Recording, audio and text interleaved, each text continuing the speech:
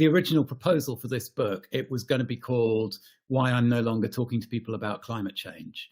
And for perfectly good reasons, the entire British publishing industry said to me, don't be silly, go away. And then thankfully, I was picked up by Chelsea Green, who are a really interesting publisher in Vermont, who were like, we really like this book, but you can't call it that.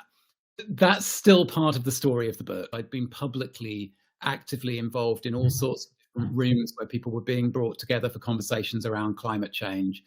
And I'd gone through phases of feeling that that was quite sterile and not a fruitful way of framing a conversation, and periods like the 2018, 2019 climate movements, when it actually felt quite alive and quite generative. But I hit this moment midway through the pandemic where I heard myself say, I think it's time for me to stop talking about climate change.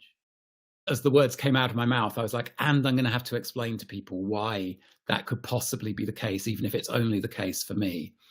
What we start a conversation from, what language we invite people in with, determines who will show up, determines where it has a chance of going.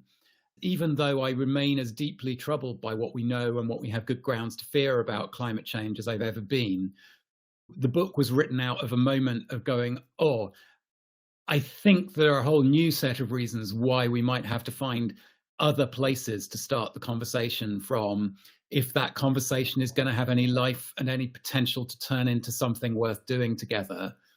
Somebody who's been really influential on my work in the last 5 years is Vanessa Andreotti, who also writes as Vanessa Machado de Oliveira, Brazilian scholar and activist. And she wrote a book called Hospicing Modernity.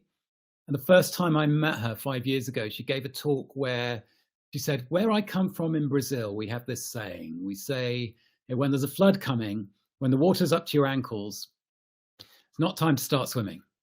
When the water gets up to your knees, still no point swimming. When the water reaches your ass, then it's time to start swimming. Sometimes things have to get bad enough for something to go from being impossible to being possible. We were together for 3 days, and at the end of the 3 days, I said, where in the societies that each of us is going back to are the waters deepest? Because for many of us, especially in the societies that need to change the most, the soonest, have a chance of avoiding the worst of climate change is still just around people's ankles right now. So maybe we need to be looking for the places where the water is deep enough that things stop being impossible and become possible.